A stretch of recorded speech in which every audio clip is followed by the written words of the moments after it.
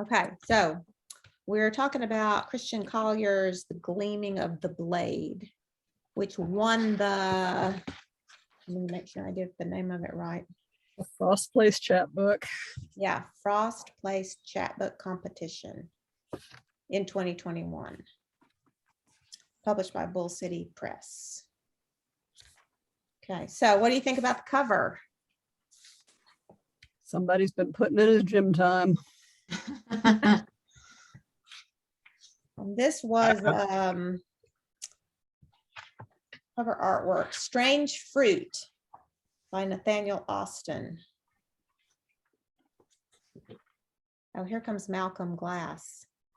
Oh, good. Yeah, so muscular. But look at the collage beyond that body. Yeah.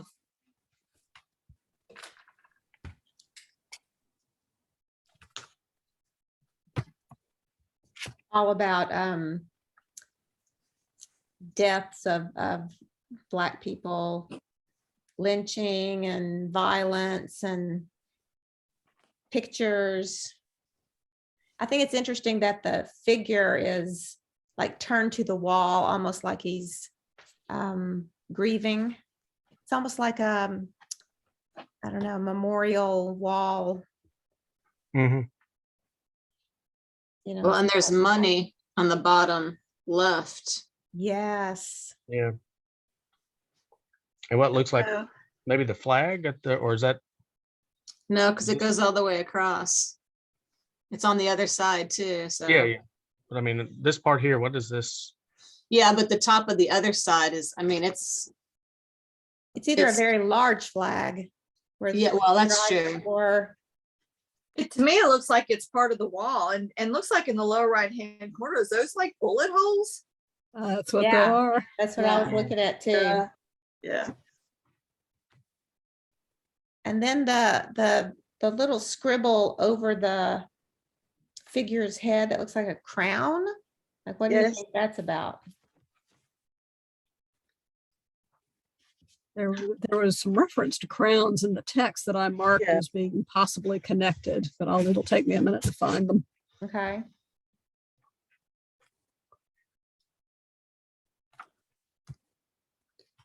On page 15, those memories are carved atop the faded blue crowns of my veins. Oh, yeah. Oh, yeah, yeah.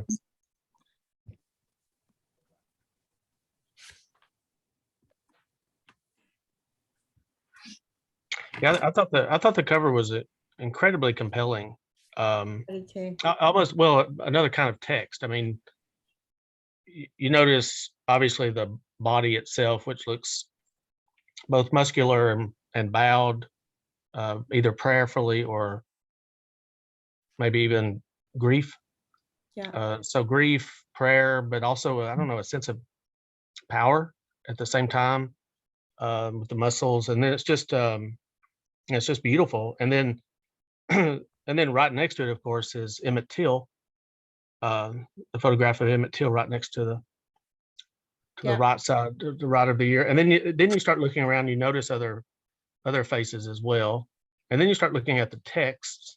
Mm-hmm. And so you want to read, you want to read what each of the headlines says, or any of the text that's possible. And then you see a little place right here where it says, to be Black and conscious in America is to be in a constant state of rage.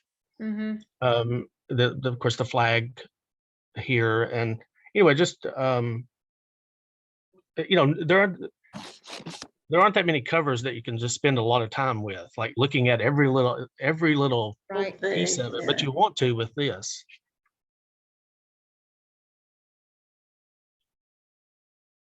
Yeah, and some of the Yeah. photographs are just really, I don't know, curious, like the one that's kind of in the left top corner where there's an injection of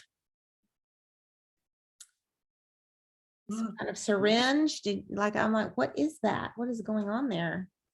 You see that one? I mean, I spent a lot of time looking at these photographs and saying, what is, of course, a lot of them are faces of people that have been killed. but some of them are scenes. Am I on? Yeah, you're on, Malcolm. Yeah, Okay. your video Can't is not. see you, but we No, can I hear can't. you. I can't forget that. It's what hit me right away with that particular photograph is this person may be getting a methadone injection. I don't know anything about how that's done. But it's obviously, another white person was giving him the injection. And I just don't know, how did they take methadone anyway? Does anybody know? Well, Was it methadone injection? could be a pill, but I could, don't know if they yeah. could have injections too, but that isn't methadone is what you take if you're trying to detox from a Yeah. drug addiction. What's it, Jeff? Okay, tell me. Who's the poet? Memphis. Who was on, he was in Vietnam. He was addicted to heroin. Gosh, you know what I'm talking about. Not Yusef Kominaka. No, this is From Memphis. Knight. Yeah, What's his, yeah, you're what's not his talking about Etheridge, not he was. Etheridge. Yeah, Etheridge. Oh, He wasn't from was- Memphis, was he? I thought he was, from. but I could be wrong. I may be thinking of Arthur Flowers, but anyway, he was on methadone. Hmm. And I don't know, what I've heard about it is that it doesn't really get you off heroin. It just substitutes the heroin for another drug. In fact, I think he even said something like that. But that, Malcolm, that particular image, I mean, none of us haven't spent time with every single image here. But looking at this one also might remind us of experimentations Yeah. that might have been done in earlier. There you go. I like that. That might be Yeah, what that is. that was in Alabama or something. Yeah, Yeah. or other places as well. But Well, yeah, Syphilis. that could so be. Yeah, I bet that's it. yeah, great, very fascinating cover. Yeah. It'd be interesting to know if he had input in the cover or if they chose that for him. Mhm. Let's keep a list of questions. So Yeah. that'll be I one am. of them. I am. KB, you usually have smart things to say about the covers. You got anything to add?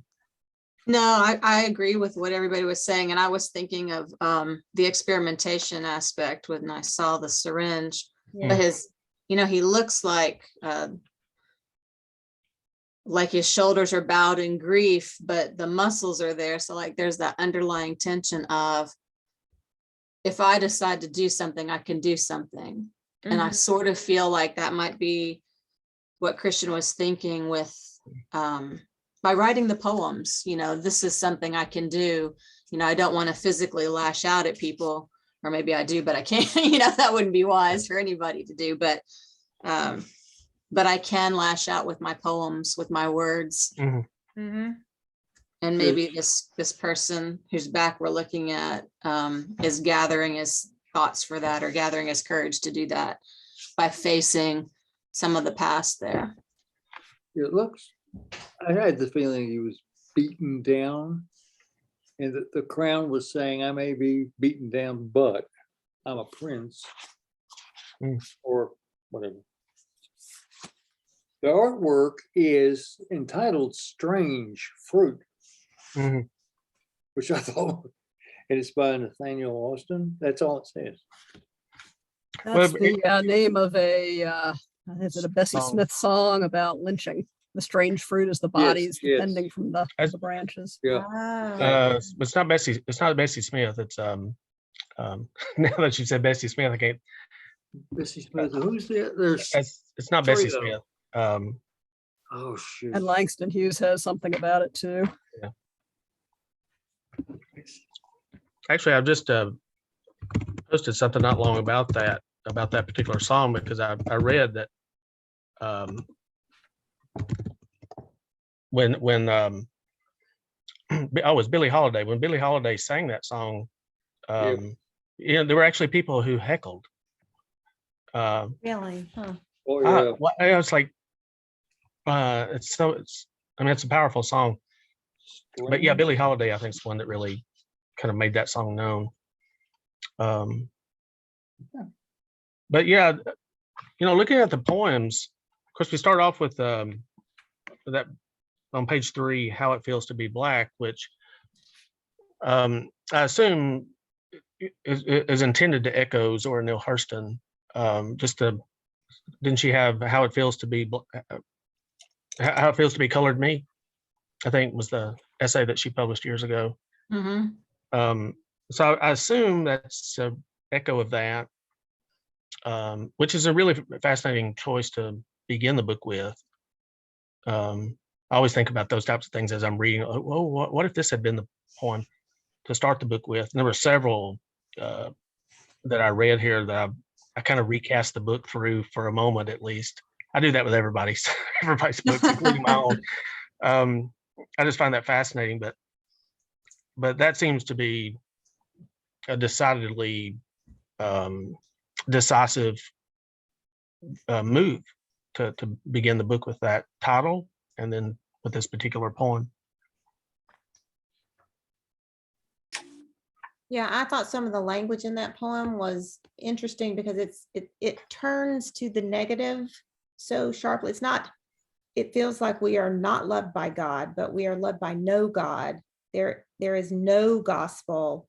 It doesn't unname us. We find no name of someone. Like the word no and negativity is enforced, I think, because of the structure of the sentence, Mhm. the line, which I thought was really interesting. I think this is a perfect poem to begin this book with. Yeah. Yeah, I think so. Hmm. And if you're gonna do that anyway, Jeff, the next time I put a manuscript together. Don't take my advice. Well, Sandy, you get a little farther down into that 4th line.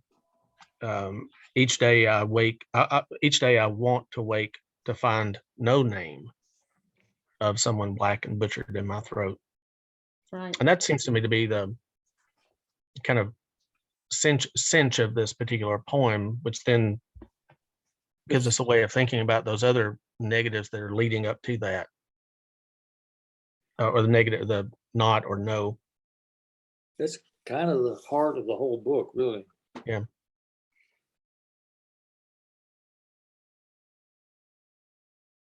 Yeah. And then the last line, in heaven with that space, heaven will not have us. Mhm. I thought that was well done too.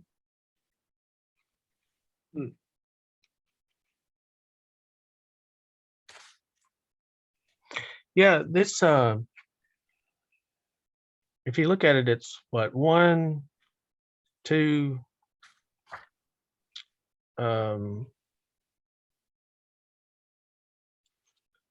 is it only 2 sentences? No, 3 sentences. But it's spread out over all these lines. Mhm. Kind of top heavy with the first sentence is over the first 2 lines. The third line is 1 sentence. And then that next sentence Is the whole. is the rest of it. Yeah. And I love that kind of stuff too. It's almost a kind of a mathematical formula in a way.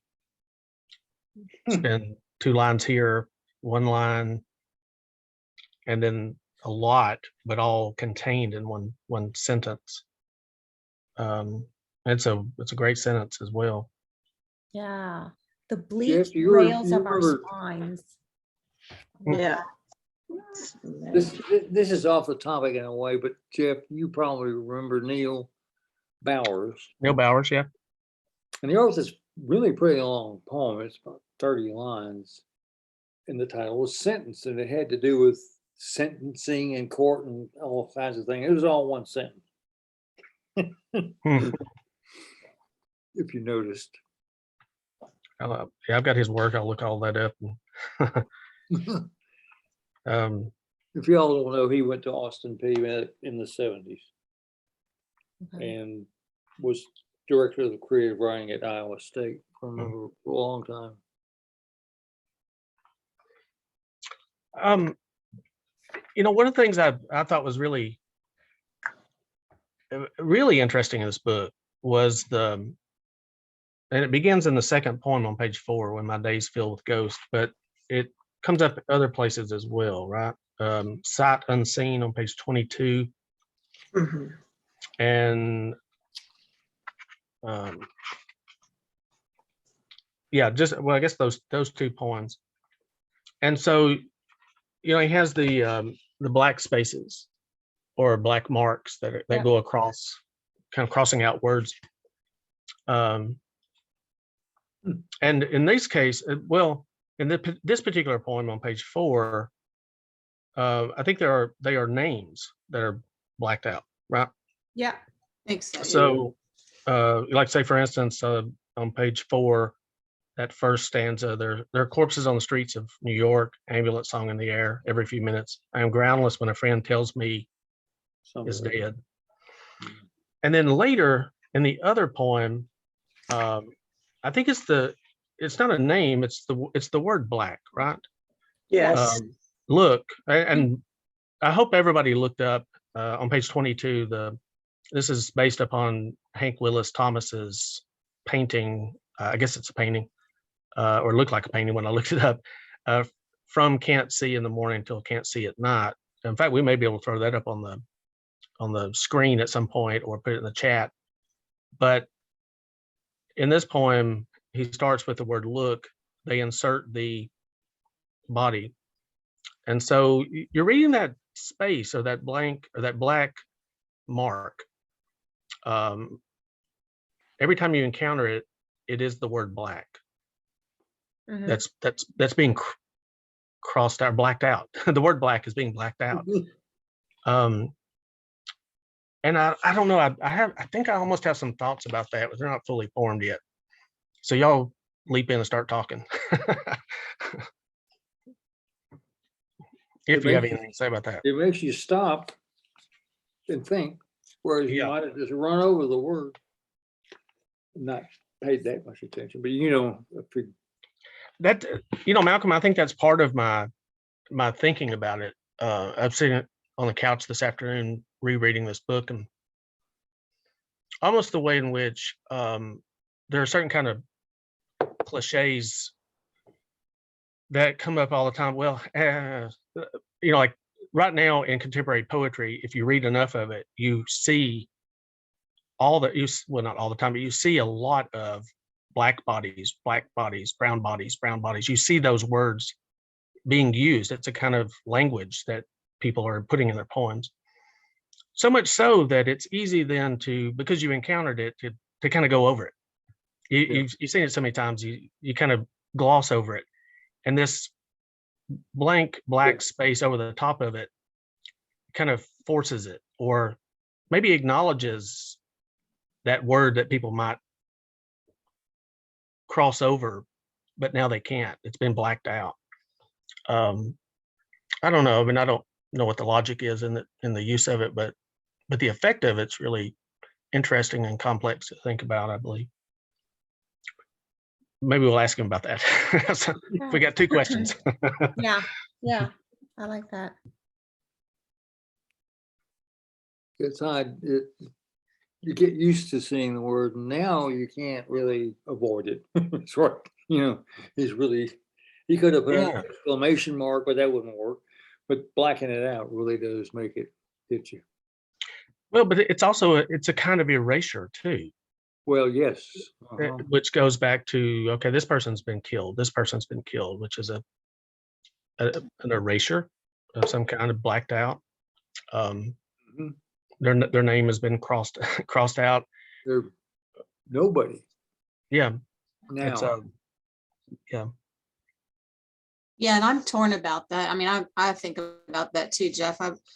I'm torn about that because I haven't decided if it's more honorable to name them or more honorable to draw attention because that could be anybody's name. So I don't know.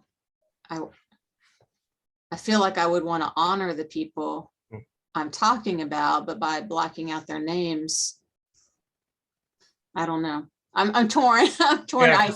I understand. I think I understand what he's doing there, but then I'm also of a mind that I'm like, I would want people to know this person was important. This person shouldn't be erased, but that might be the whole point. Yeah. Because that Well- person stands in for this other person and this other, and like, you know, like that box is full, Yeah. Right, yeah. full of It names. It's It full almost of looks like blackness. a casket also. You know, if Yeah. you Oh, look at true. a kind of visual of that. I think the kind of choice for something like that in a poem allows for not an interpretation, but a kind of dwelling, a dwelling in possibility. If we can bring Dickinson into this, it's a kind of, it's rich in possibilities of how we can think about it, and just the fact that we sit and think about it is Right. it's Yeah. it's worthwhile. It's worthwhile from a writer's standpoint, but it's definitely worthwhile from a reader's standpoint. Like me, me. I don't want to be selfish, but me as a reader, I Yeah. sat and thought about this, and I felt kind of blessed to be able to do that. And I think it calls to attention that which was often ignored, Mhm. like the black body, and it's discounted, but here you can't not see it. Yeah, Yeah. yeah.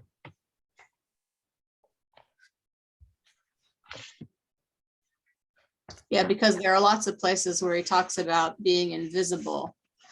And so by taking out the name, that name is invisible, but by putting that black bar there, it's like not invisible. So it's kind Yeah. of a, Yeah.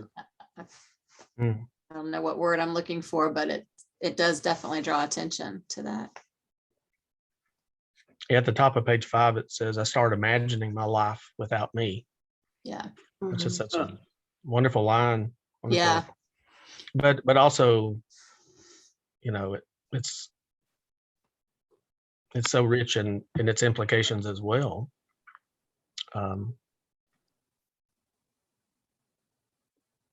Helga, you probably have. I don't want to be like teaching a class here, but I'm always interested in what you say, Helga. So I know I'm putting you on the spot. I don't know the history, the personal histories that you might have. Yeah, I didn't know what to do with the blank spaces, so I just put blank in it first. But I think it is, like you said, just a name that was not put in there. And then I also had in Sight Unseen on page 22, I figured the only word that fit was black. So I thought this was really, really well written. And I loved the way he talked about his life and how he felt. And I came to Chattanooga in 65, and in 68, there was a riot from what I remember, but I didn't know what it was about. And, but of course, since then, I have experienced some of the things that he's talking about. And I mean, not just only, this really doesn't just only go for Black people, it goes for people of from other countries as well, who are looked down upon. And so it kind of resonated with me, yes. But I loved, yeah, I'm sorry, shall I go on?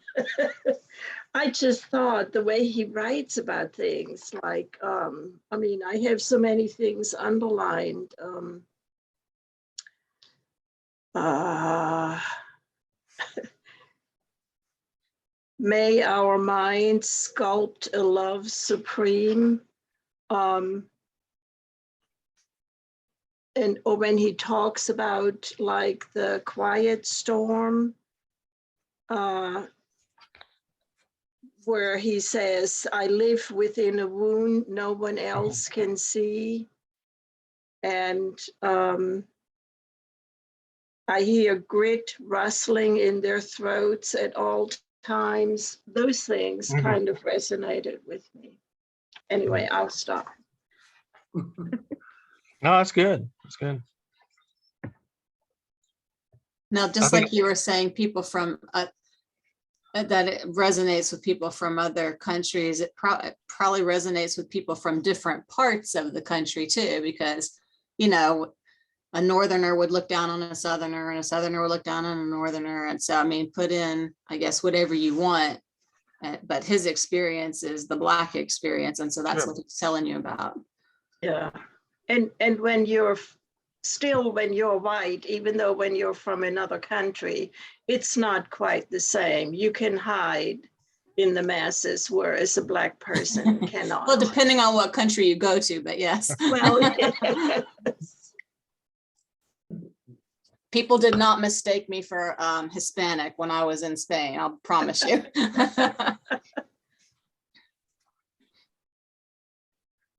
Yeah, well, you know, injustice is injustice. So, and it's not necessarily, I guess no one is immune from it in some ways. You know, I was looking at page 24, the title of that poem, DWB, which I assume people knew, you know, or I hope I'm correct in my own assumption. I just figured that was driving while black. Yeah. Is what that refers to. But you know, yeah, you put yourself in this kind of situation, and you know, I'm from a small town where it's not driving while black, it's driving while poor. And if you're not one of the people that matters in the town, you get stopped all the time. And there's a talk that I suppose some people have with their kids that's similar to, that maybe not exactly the same, wouldn't necessarily equate these things, but it's not like that type of experience is as you know, it's spread out. I mean, people have it for different reasons. Well, it's the same thing if you're female too. I mean, trust me, I was given that talk. Yeah. Never, ever, ever stop for any kind of lights unless you are in a well-lit place.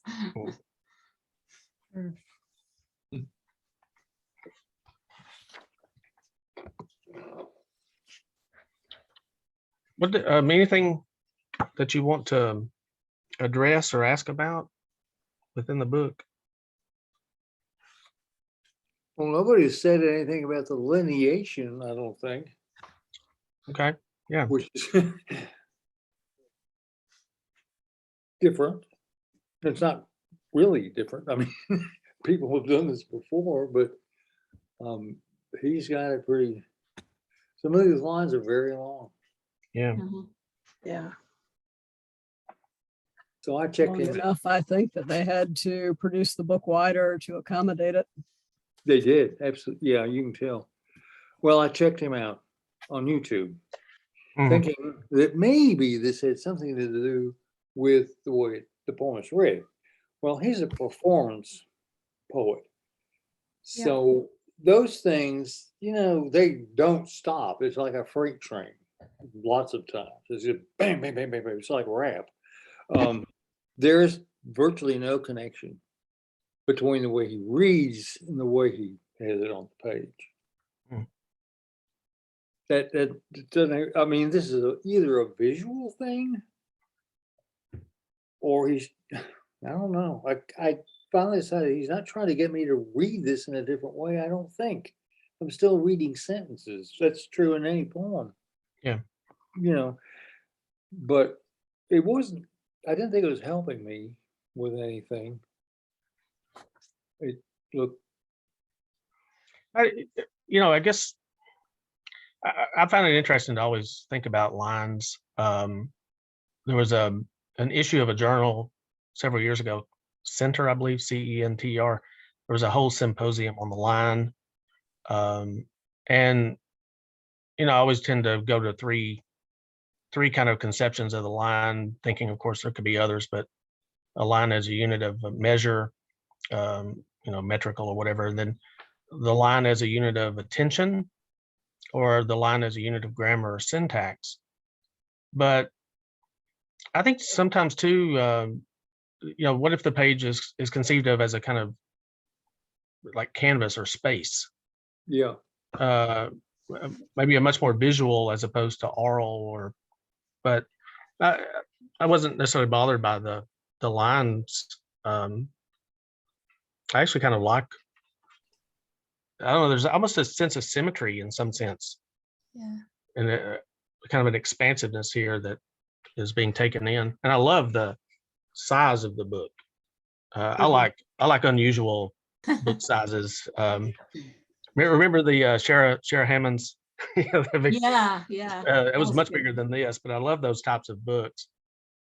Jeff, did you say lines of tension or attention? Attention, Attention. like just a line of attention. Yeah. So that for a moment, that's that information is all we get, and maybe that information gets revised in the next line or something. But sometimes that's all. Well, like the opening line of the book, sometimes it feels like we are loved by no God. I mean, that's you can read that, I think, as a unit of grammar or syntax. It has a subject and a linking verb and a prepositional phrase, yada yada yada. I mean, if I can do the grammar of that if we needed to, if we wanted to bore people, but it's also a unit of attention, so that we're left with just that thought. It's a pause. Yeah, but you consider it and think about it for a while. In the way that third line, I mean, he could break that any number of places, but we read it. The word doesn't unmaim us or leave us exempt from the wolves who always arrive blood hungry. Well, I I'm don't so- know if it's because, sorry. I don't know if it's because we know him. Helga, Chris, and I have the great fortune of living near a Christian, being involved in lots of different events with him, and we get to hear him. And I absolutely think, I mean, I heard him reading each of these to me, and the lineation for me did sound like him reading. I haven't watched any of the YouTube stuff. It's just, I mean, we're around him some, and like page 25, the title, I'm always impressed by people who do lineation differently, because I like to try to figure out on my own stuff, what I would like to do. And I'm never really sure or why, but I'm not a performance poet. I'm not somebody who is good at reading my stuff out loud like that. But the title, like on page 25, I can totally hear him say, when she asks what I'm afraid of, I tell her. Someday when the stout emotion of an argument has caught us, the word, I mean, that's absolutely the way he would, only he does it better, of course. But I mean, I think that like that I tell her is the continuation of that title. But how else would you title that?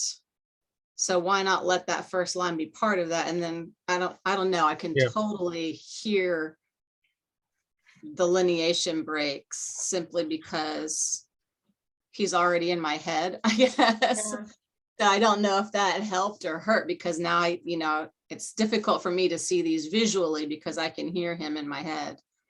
But and I mean, he's such a good performance poet. He's great to listen to. So.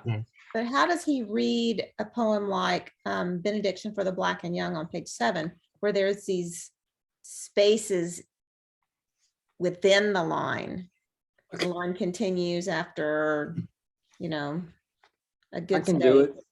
This is the one this is the Does one. he pause or does he continue reading? He He pauses. pauses. I'm gonna try this, just a little bit of it. Children, we occupy a world not made to carry any of us. Breathe deeply.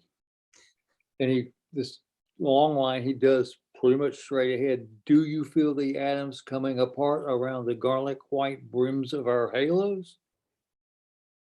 And the one break, the next line that he really honors is, we are living through a time that took touch from us. So that break, that space really is part of the way he hears it or says it.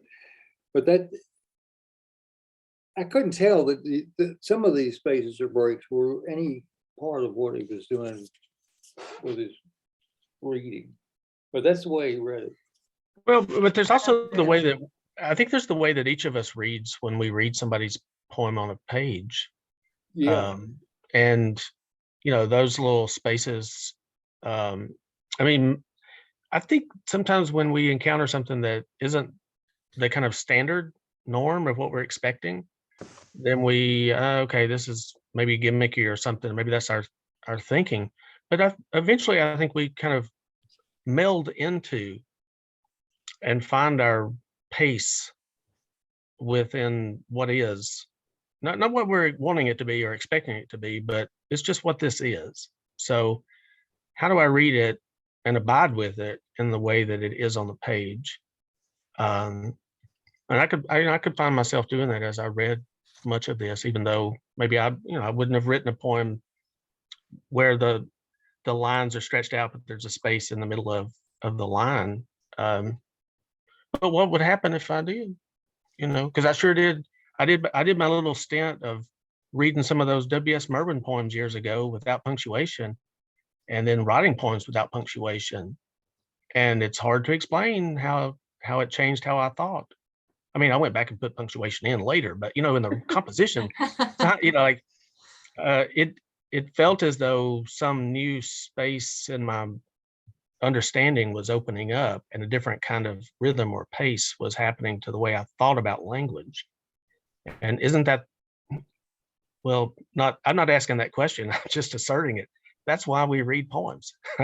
They make us reimagine what language is. let me look at another example where we get down to Let Us Pray, because of course we're going to do this too. Let us pray, there is a just God. Excuse me. Let us pray, there is a just God at the end of all this. That's the way we would read it. That's the way he read it. But excuse me, on the page we get Let Us Pray, boom, by itself, and you can stop there and think, Yeah. oh, and then so when you kind of works both ways, really, the visual and the oral. It's kind of neat in a case like that, I think. Yeah. Yeah, that's the beauty, I think, of the enjambment on a poem like that, Yeah, is that totally you don't expect yeah, there is a just God at the end of all this after saying, let us pray. Pray. Yeah. So I right. love that. Yeah, Yeah. And it's like you said, it's a hard stop because it's right justified. And you're like, mhm, you know, it's not left justified, it's not center, it is all the way over. And then there's that change of, yeah. Well, seeing Let Us Pray, of course, immediately put me into church. right. And I really had this sense that we were let us pray. I mean, okay. And then he goes, I thought that was really effective. And I think there are a number of places like that too. I like But you the way could, it's you know, changed to let us lay down and let us whisper. Yeah, let us kneel on the floor. Yeah, and then the ending, then let us rest well, let us be. Yeah. I really like that poem. That's one of my favorite ones. Yeah, the benediction basically becomes an elegy. Let us rest in peace. Mhm. The only peace there is if you're a Black man. Yeah.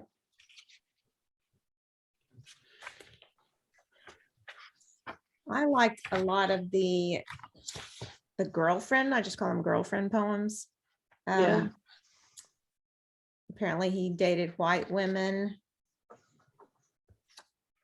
Especially the one that was already referenced on 25 when she asked what I'm afraid of. Mhm. He would- Yeah, That's a great poem. Yeah. I really Yeah. like that one.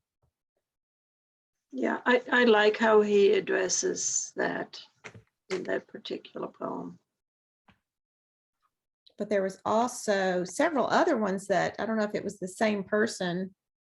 Yeah, there's the one on 16, indoctrination. but the Um, father, I like Yeah. that. oh, no, this is, okay.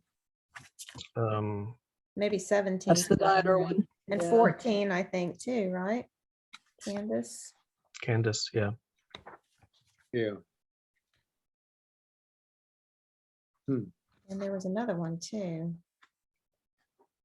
Yeah, what's I was partial to Touch, where they're on the dating site and suddenly they exchange pictures and kablooey. Right.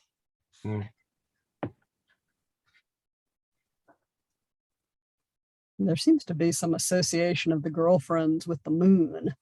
In the earlier, in Indoctrination, my flesh belonged too much to the sun. And in Touch, the tepid fondle of the moonlight is the only white thing that will or wants to touch my skin. Mhm.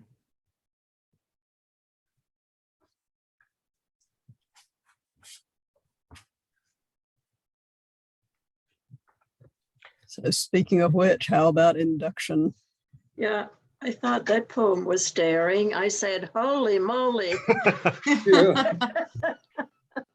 That is a mighty poem. Yes.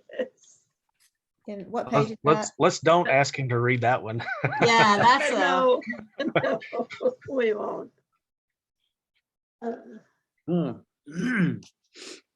Induction here. It does a really nice job of kind of braiding together these associations of the bull. We have this highly sexualized animal. We have that kind of fetishization of Black bodies. And yeah, when you think about a bull, you also think about sacrifice. Mm. And yet it seems to be what we might cautiously call a slightly happier poem than some of the others here. And we have the offering of blood, and we have, the animal, but that animal galloped out to be praised and in turn praise. And is that just about sort of being there for other people's pleasure and saying what you're supposed to say, or is that holiness? Would you believe me if I said it was holy? Would you believe if I said when we finished the light vanished and, interesting break on the ampersand, 40 cut roses were bent in prayer on the carpet?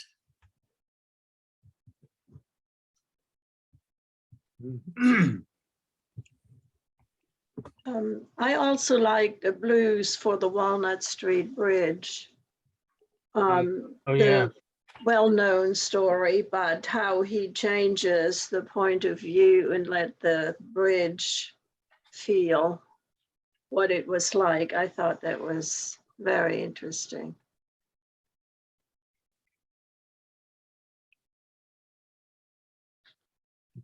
Yeah, I think Richard Jackson, I heard him read a poem about this as well. Do you know the story of that, Helga? I know some of it. I had written on Ed Johnson some years ago about, but I only know that he was lynched, from the bridge. I think he was hung from the bridge. Yeah. Not just thrown over. I'm not sure if that's correct. Yeah. Weren't there a couple, or Well, there was more than one? The dense Two names here, they're Ed hanging. Johnson and Alfred Blunt. Yeah, I don't know about that. He's got plural here. The dense weight of their hanging bodies still haunts the girders. Yeah. So apparently a number. I don't think. KB, do you remember Cynthia wrote about that? Yeah, Do you remember that story? I remember it. I mean, I just remember enough to know what it's about. That's, Yeah, yeah. not enough to give detail, unfortunately. Yeah. I guess, which brings me to the bottom of page 20. How we who casually walk across it claim ignorance as a shield.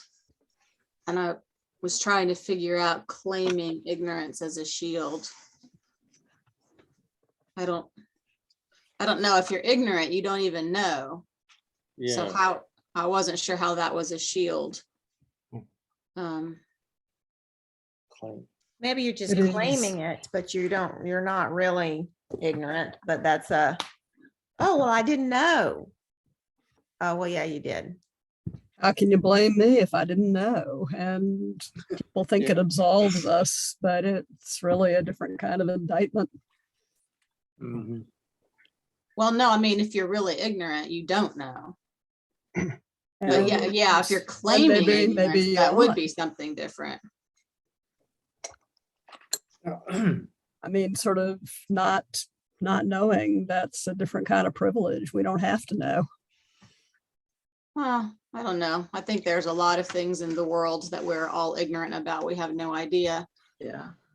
So, Because we have the option, right? You know, pick a genocide. If you're in the middle of it, you don't have the option to be ignorant.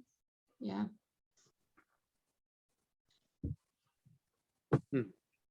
Well, continuing on 21, claim ignorance as a shield, how we choose not to be burdened by the history. We choose not to be burdened by the history that has stained it.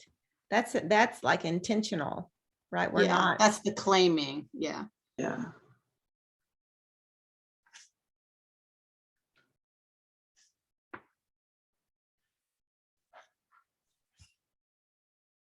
Yeah, I like that one too. Favorite poems? Anybody have a favorite? All heavy subjects, but Very heavy.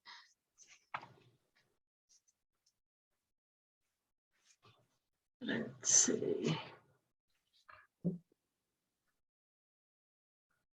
Well, I thought induction was very powerful and hard to unpick.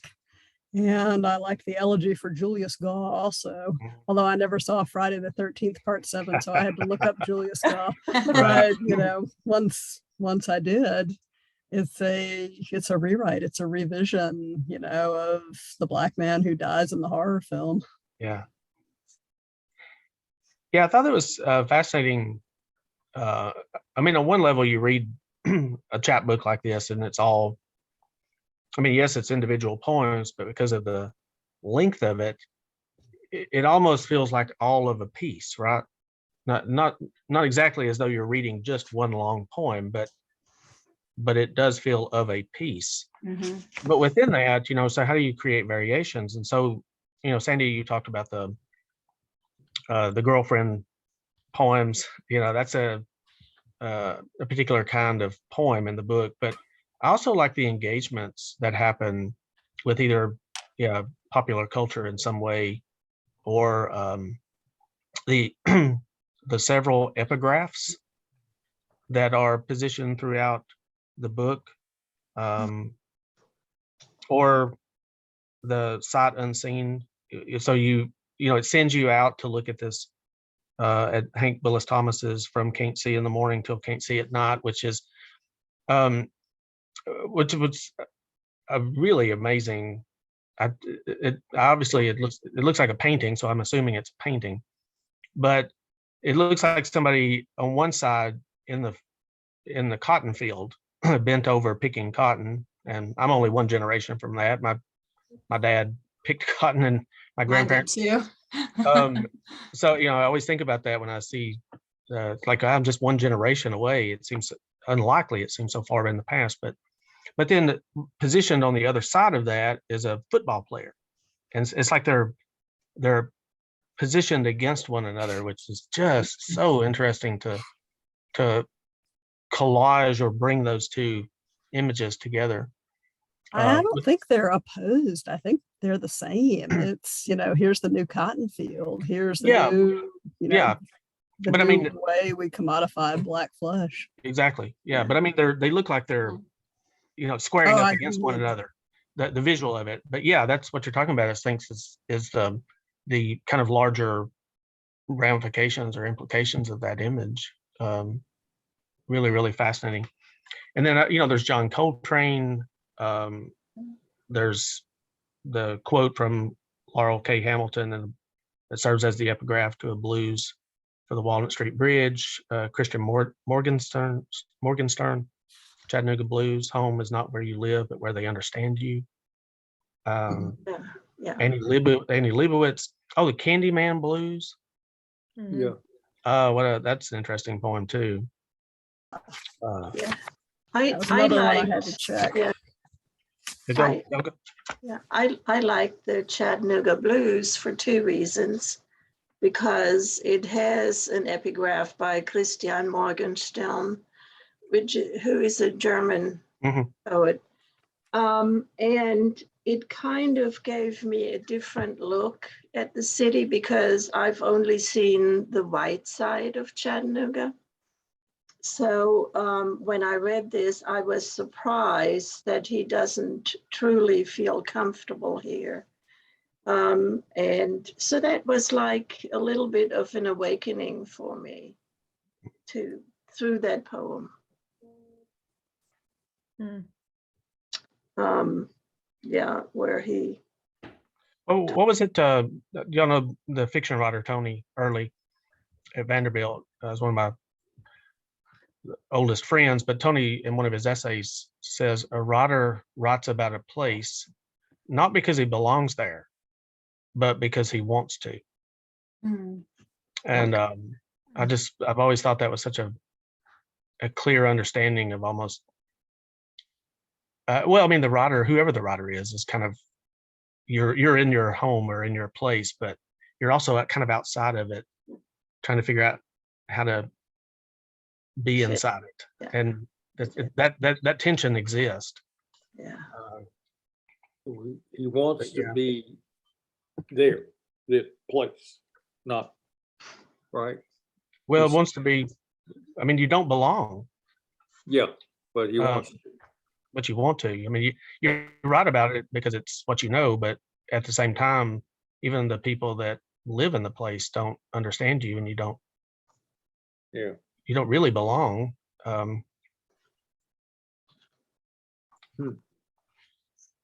Well, because like Annie Leibovitz says, one doesn't stop seeing, one doesn't stop framing. You don't just live. You look through lenses at the place you live. You can't turn it off. You can't turn it on. It's on all the time, as she says in that.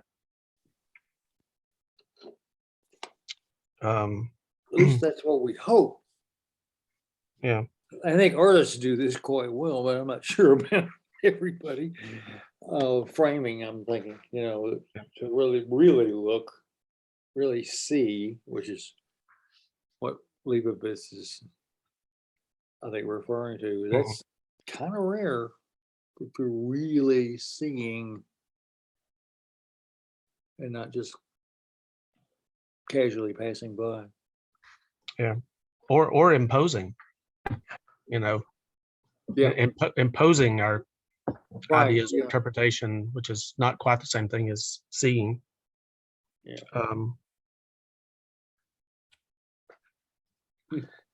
Yeah, it could be the or Catherine, it was you who mentioned the elegy for Julius Gall, and then, as I said, the Candyman Blues. He's got those references outside into the wider culture, which I'm trying to figure out a way to kind of make those fit with the other poems, or how do they teach me how to think about the other poems, I guess. Yeah, I never saw Candyman either, so I had to look that one up. But Yeah. Yeah, I mean, Yeah. Black men who are, basically objectified for the viewing audience.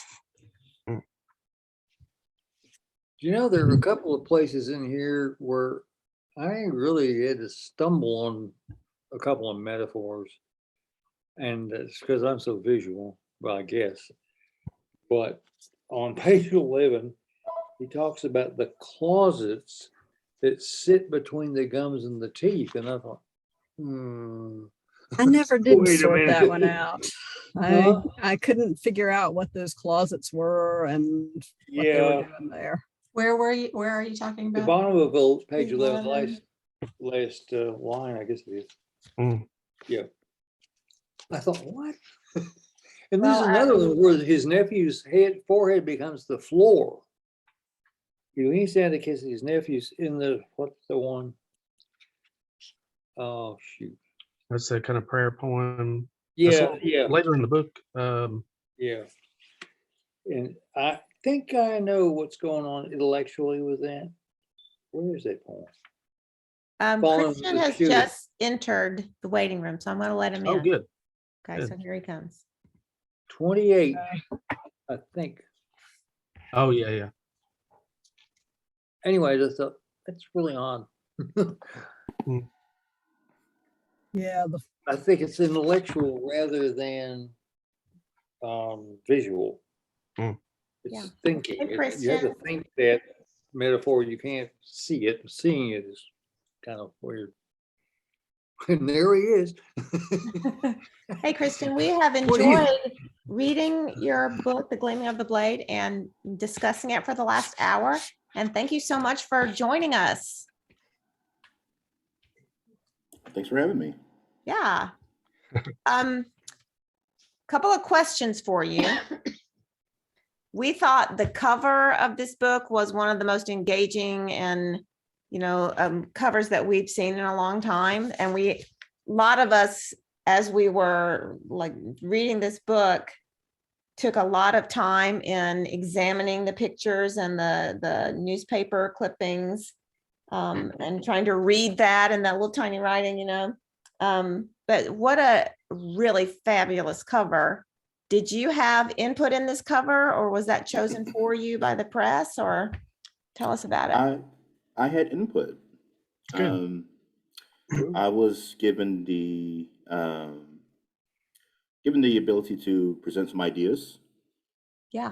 Granted, it had to run up the flagpole and everything, but yeah, I came back with I think 4 or 5 images for ideas, and when we hit on that one by Nate Austin, I think we're all like, oh, this if we can get this one, this obviously should be it. Yeah. We definitely agree. What do you see as the symbolism of the crown above the figure's head? I see a couple of things, and I think that this is another thing that kind of works its way through the collection too. And this is totally like just one of those things that one of those serendipitous things. The crown kind of pays homage to Jean-Michel Basquiat, and if I'm not sure if everybody's familiar with his work, Jean-Michel was active during the early and I guess we're towards the late '80s, and a lot of his works would feature Black characters with this style of crown. Mm. Um, Hmm. and a lot of what is working through the collection is paying homage to different Black/African American traditions and people.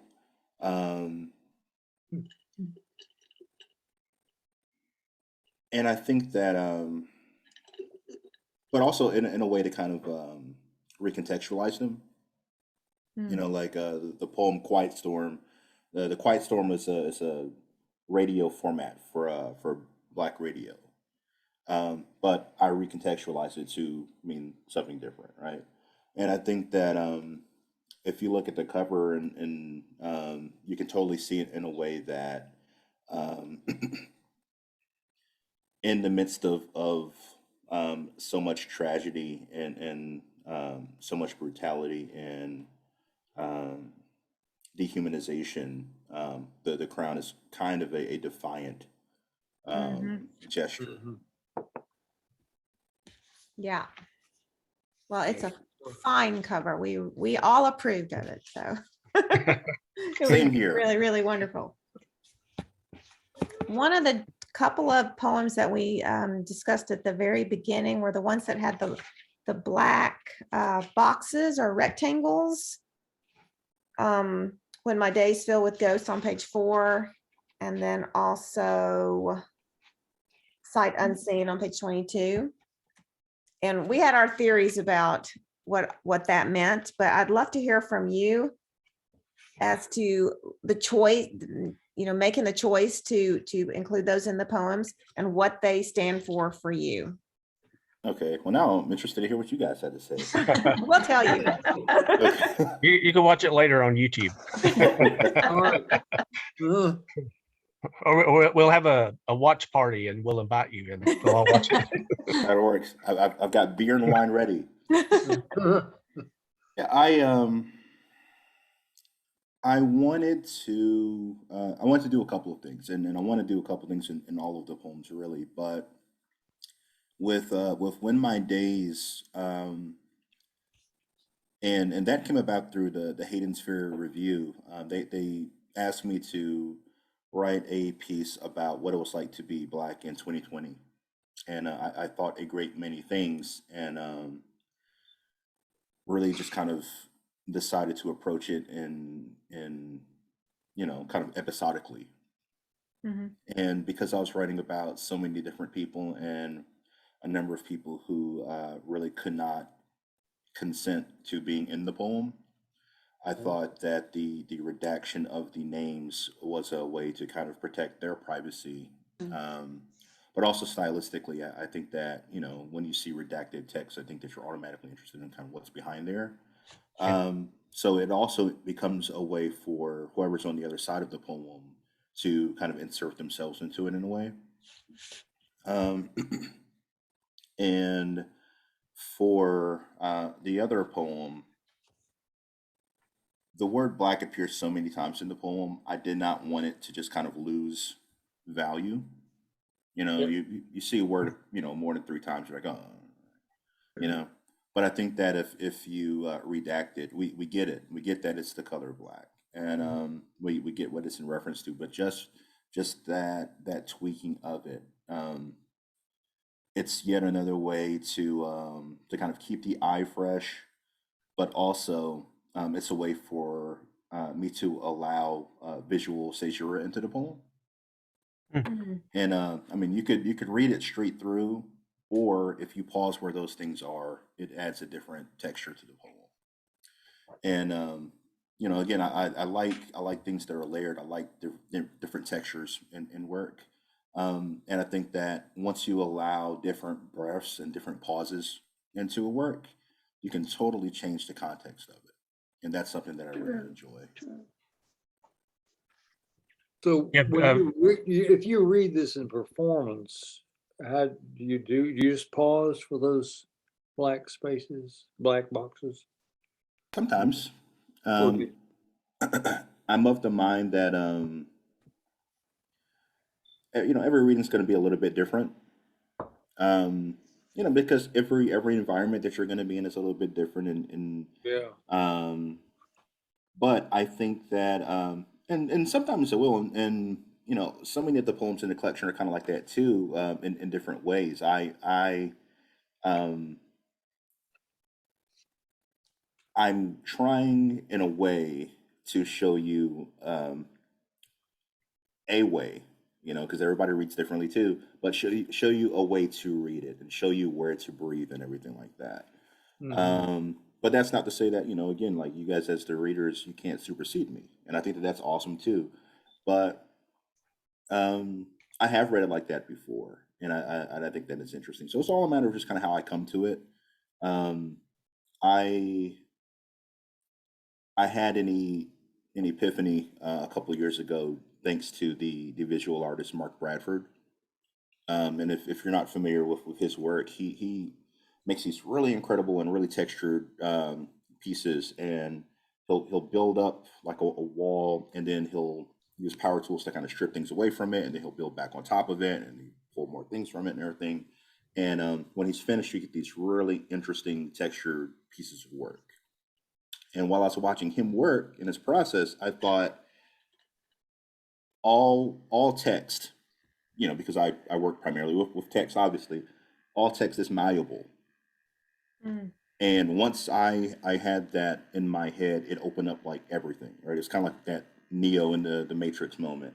And so I never, and I did an interview recently where I was asked if I ever think a poem is finished, and I said that I do, but I don't think that just because a poem is finished, it can't say other things. And I think that both in when the poem appears on the page, and I think the same thing in whenever you're reading the poem too. Um, so I like allowing for those different things to kind of enter the room and change the dynamic of even the way that I see and I approach the poem. Yeah.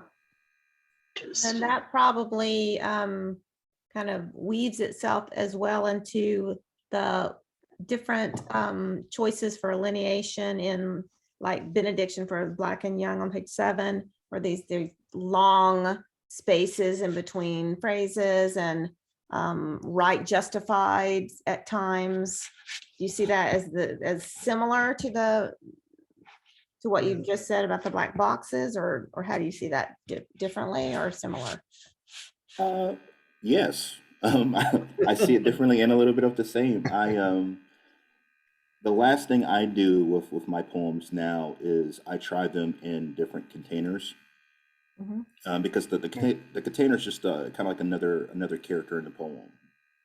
And I think that it informs the way that you can approach it and what it can say. And I like getting there by really kind of affixing myself to lineation.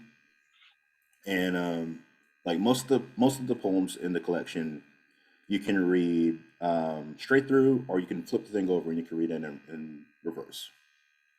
And it gives you it gives you a different experience both ways, but also it's kind of a way to kind of get uh, see how much mileage you can get out of utilizing the same text. Um, but with that one, and I'm flipping to it just so I can see it. I should have it automatically in my mind, but I want also to I want to work the reader a little bit. I don't want them to just kind of be able to flip all the way through and just see like everything's completely left justified and everything's um, strophic. I want them to get different things from different poems, because each poem is saying something different, right? So I think that the experience of running through it should be a little bit different too. And I think that it's a way to kind of just easily say that, oh, there's something else going on here. But um, so a lot of the time, I will pick something out in the poem, right? So if this one is saying that there's kind of ash, falling in the air and everything like that, why can't I have the lines kind of mirror that in a way? Or same thing for Elegy of Julius Gall. If on the back end of that poem you get the whole thing about like the lightning bolt, um, why can't I have the lines kind of mirror that form, right? Mhm. So it's a way to kind of insert visual caesures again. I'm showing the reader, suggesting some places where they can pause, where they can breathe, what I want them to linger on. So yeah, all of that is kind of at play in the work. So you are creating a visual dimension of the poem that's like a textured wall, right? Is that what would you say that you're trying to create something visual? It'd be like your wall you were talking about. Yeah, I think I think that's very apt. I think that I think whenever we think about like performance, like somebody performing a poem, we tend to think about like somebody on a stage, right? In Mhm. some capacity. But I think that a published poem is performing on the page. Yeah, yeah, And I think that if you open up different dimensions in it, I think that you as the author of said poem, um, you get different doors to walk through and different avenues to kind of chase also. yeah. The page is a stage. It is. It very much is, you know? Form follows function. Yeah. Christian, repeat something that you said that I'm trying to make sure I heard you right. That these poems can be reversed, like Yep. read in reverse, Mhm. like each I line, like the last line would be the first line, and Yeah. When I have been doing these readings, I read Quiet Storm that way, Mm. and it's a way to kind of let people know that that's a thing, and there's a craft component that makes that happen. But I never want to be like super duper didactic or like, hey, look at me, everybody. But I think that again, it's a way for if I'm, kind of pounding the pavement talking about how much um, text is malleable, I feel like I have to kind of show the gospel of that in a way. And Mhm. that's something that's become pretty important to Yeah. me. Makes sense. I'm curious, Christian, uh, is there a recording of you doing that with that particular poem? Yeah, I'm sure there is. And no, matter of fact, I know there is because Yeah. I've Well, I was going to done say if there isn't, then that could be something we can record tonight. But well, so we we would can have it for edit posterity. we can edit that part out and I'll just do it. Um, oh, I have a question though before, because we usually kind of end with the poet reading something, but I don't want this conversation to be over yet. But I'm curious about, and this may be an unfair question, but um, let's say you were signing this book to somebody and you were going to excerpt a line out from one of the poems somewhere that you would put in your inscription, just so that when they encountered it later, that line would kind of blaze up, right? Maybe it's a favorite line of yours or something, but is there a line in the entire book that is kind of conceptually something that cinches everything together? Ooh, I like that. The mission statement line, right? Yeah, maybe something like that. Or Um, just or just a line that really it resonates in some sense, maybe for a personal reason, or the implications of it spread throughout the book. sure.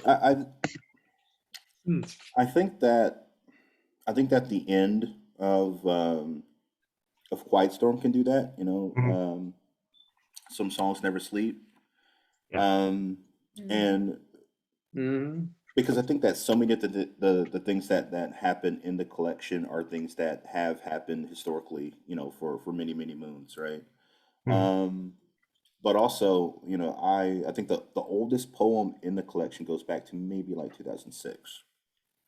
And so and not that this has to ever be a thing, man, and you guys know that, but a number of most of the things that are in the collection are rooted from things that have actually happened to me. So I think that just kind of like that recurrence. Hmm. I think that is kind of like a theme that extends a little bit beyond the collection too, Mhm. right? It's just the repetition of these things. Well, you have a lot of very resonant lines, aphoristic statements that are quite memorable.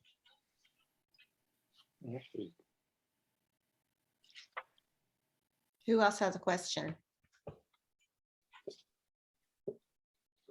Oh. See a hand? Is that a hand up or? Oh wait, no, that's not. Anybody have a question? Christian, do you have a favorite poem? I don't. Well, I very rarely have one favorite anything. I'm a big fan of my favorites. Yeah. And you know, I have several favorites. Quiet Storm is a poem that has become one of my favorites, and that's not to say that I didn't enjoy it originally, but um, I don't know. It's just kind of like worked its way up there. Um, Benediction, I like a lot. Elegy for Julius Gall, that's always a Mhm. fun one. And because I think that it's if you know in advance that the poem is kind of talking about the Friday the 13th part 8, you know, it disarms you when the shift happens, right? And Mhm. I like that. I always enjoy shifts in poems, and I like a good poem that moves. And yeah, you know, I have a whole bunch of if I could pick something different out from all of these, and which I think is a good thing. You know, Yeah. you never want to be like, yeah, I like these, but you know, the rest of them, stay away from those. So Well, we talk about, well, Jeff talks about having maybe the first poem in the book, using that as a lens to see the rest of the poems in the book. And we focused on your first poem, How It Feels to Be Black, as playing that role for the book.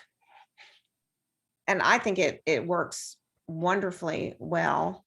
Did you pick this poem specifically as the first poem because you wanted readers to, I don't know, gain something from reading that first poem into the message of the rest of the book?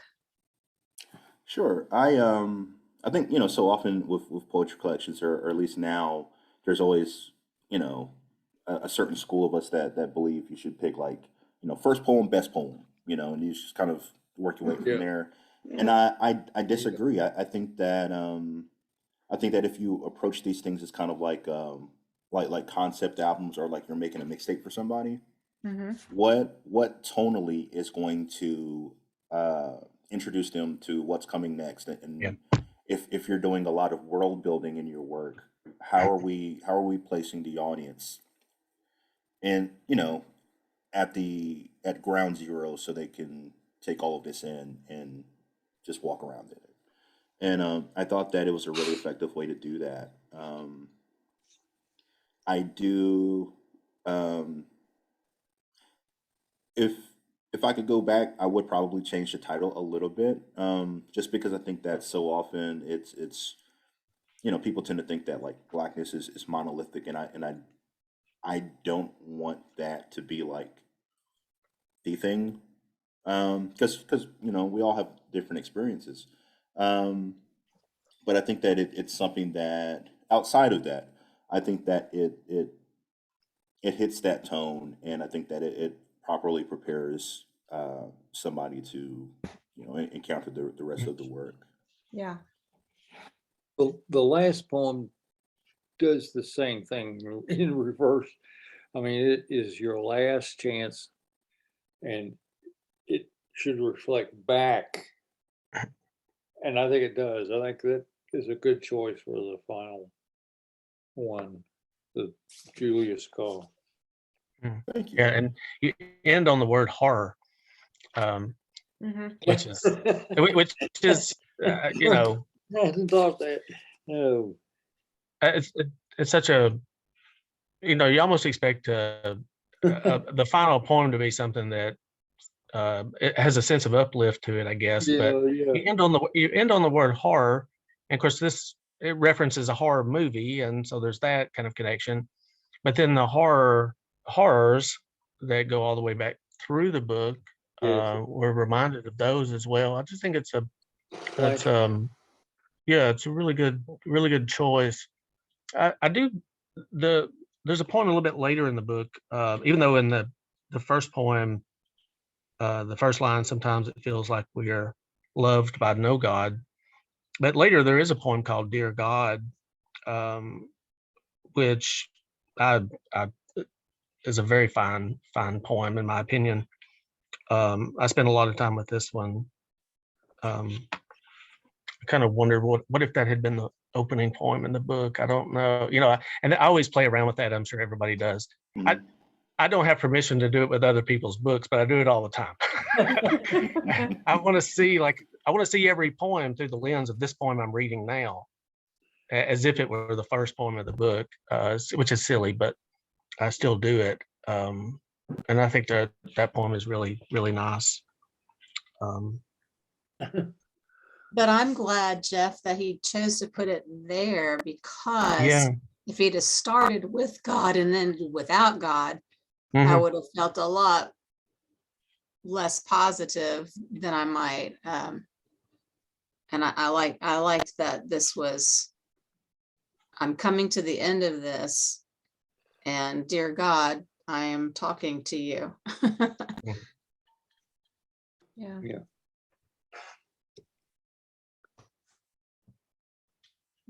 I Hmm. well, I don't think that your approach is silly. Um, Eduardo C. Corral says that a lot of times when he reads poems, and he'll hit on something that he likes in somebody else's work, and it's like, oh, that's really cool. I would do it like this, but that's neat, you know. Mm. And I think that it's just another way to kind of keep you in the workshop a little bit, you know. Like if you're thinking like, oh, well, what if you did? I think that that's another way to kind of exercise muscles, you know. And as poets, you know, we're curators too, and I think that we have those types of muscles, and I think that you. It may create the malleability that you were talking about earlier, in the ways in which, as readers, we keep rereading the book, which I do. I mean, I read and reread books all the time. Mhm. But if I read, and I tell my own students, nobody. Well, I shouldn't say this, but nobody reads a book. They start with the first poem and go all the way through. I mean, yes, people read that way, but they also kind of pilfer. We should be able to wander around kind of like we would in an antique shop, and like, oh, this is interesting. Oh, following the shooting. Maybe I won't read that one. And then you see an interesting title about some, elegy for Julius Gall. Oh yeah, hey, and all of a sudden you're in that poem. You want to read that poem, but then when you go back and read following the shooting, after having read the other poem, now something else happens in the reading and interpretation. So it creates that malleability, Yeah. because meaning isn't fixed, and the experience of reading the poems is not a fixed or finished experience. Right. Yeah, I like that. I used the tried and true last line, first line method of ordering, you know, and Mm. I think that if you there's a good chance that if you do that, it's almost like you're creating one big poem, right? Um, I think that a lot of the poems end up kind of talking to themselves in interesting ways in that manner. Um, but yeah, I like that. I like that meaning is not a fixed thing. Now that you mentioned that about reading the lines backwards, I think I might go back and reread this collection from end to beginning, Yeah. just to see how it reads that way. Yeah, I do that, you know, so often. That's why it takes me so long to get through poetry collections, you know, because I read them so many different ways, and Mhm. you know, like think about Olio by Ty and Jess, you know, and a lot of those poems you can read like 7 ways, and you know, I love that. I love the craft and the thought behind that, and yeah, I just think that it's an interesting way to use the same tools but for different results. You've got a lot of great stuff in here. I enjoyed reading. Well, thank you. Yeah. I was telling them earlier, I could totally hear you reading. So I'm not sure how much of this was visual for me because I was listening to your voice in my head. I was like, all right. KB had an unfair advantage. Yeah. Ugh. Well, you know, she's heard so many of the Yeah. poems, and actually, you know, Chris, Helga, and KB have been had hands in these some of these poems being made, like benediction in particular came from our list words from the open mic that KB hosts. So Yeah. I think that it's a neat thing when you can kind of bring extended family with you along for the journey. Yeah, Yeah. that's great. Well, what's next for you, Christian? Are you working on something new? Yeah, I mean, well, I'm always working. That's my comfortable zone, Yeah. and I'm sending my full length out. My full length is pretty different, and I had been working on these for the past couple of years as separate entities, and so hopefully finding a home for that. And I got a query from a press I enjoy, and we'll see what happens. But outside of that, I'm making new work, and it's interesting because some of those things are can be extensions of some of the stuff in here. So it provides yet another lens to kind of return to it and see the work through. So yeah, I'm just interested in kind of exploring my new and renewed obsessions. Mm. And I'm probably aside from that, my main focus is trying to incorporate more of like the people and the places and the cultures that have had a hand in kind of making me who and what I am. And I think that's really neat because it allows you to kind of play around and explore and interrogate memory. Mm. And so yeah, I'm kind of interested in that, and that's got me pretty busy right now. Great, great. We'll look forward to what comes next from you. Do you want to Yeah, read us but a also poem? I will. Do you guys have any that you would like me to read? Well, my favorite, that this doesn't mean you have to read it, is the one on 25. Because it's got such a killer ending. That closure is just like a snap around. But read what you want to do, what your favorite is. I'm just telling you, that's my favorite. But don't read it if you don't want to. Well, I mean, I could do that. It'd be Okay. pretty bad if I was like, no, I'm not gonna. I wrote it, but I'm not gonna read it. Yeah. All right. When she asks what I'm afraid of. When she asks what I am afraid of, I tell her, someday when the stout emotion of an argument has caught us, the word nigger will be a bullet fired from her mouth, cast for no other reason than to leave me gutted before her. She asks if I truly believe she would be capable of such a thing, could ever wish to hurt me so much. She would say that barbed, grave word. I pause for a moment, then peer into the dark blue brooks of her eyes and lie when I tell her no. Wow. Oh, that is so good. Mm. So good. Anybody think have my- anything else for Christian? I'm just going to say my favorite phrase is barbed, grave word. Yes, I Yeah. love that. I agree. Yes. Well, I'm gonna go back and read all the poems in reverse Yeah, me too. tomorrow, And then read the book in reverse as well. and then read the book in Right. reverse. That's Oh, wonderful. Well, keep writing alternate endings. that can definitely be a thing too. Yet Yeah, another I thing think I'm that's- chasing. Yeah. I mean, the implications of that are also really fascinating. And for everybody, alternate endings for everybody. Mm, yeah. Yeah. So we're Yeah. Yes. thrilled for this book. Thank you. Well, thank you. Thank you for And sitting if, down and Thank, writing it. thank you. Thank you for Christian. being with us, well, Christian.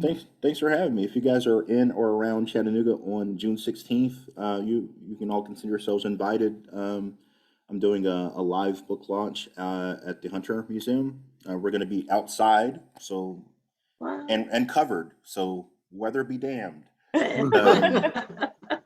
I'll be reading with Andrew Nyberg, and Oh. so if you guys already have books, Yeah. I'll be happy to sign them if you know. And yeah, so that's gonna be a thing. That's wonderful. Wonderful. Thank you. Thanks for joining us. Thanks, Thanks for Christian. having me. Thank you. Take care. Thank Great you. collection. Thank you. All right. That was great. I really Oh. liked him. That was Doesn't he have a good. great voice? Mhm. He does. Yeah. Very All nice. right, Very so nice. next month, let me look at my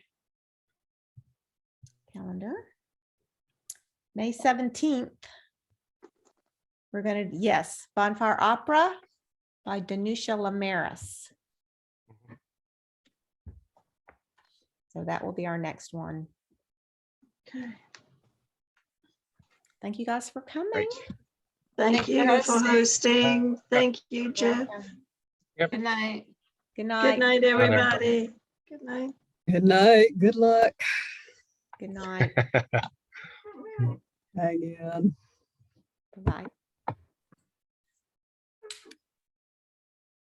That was good. Yeah. You'll stop the recording.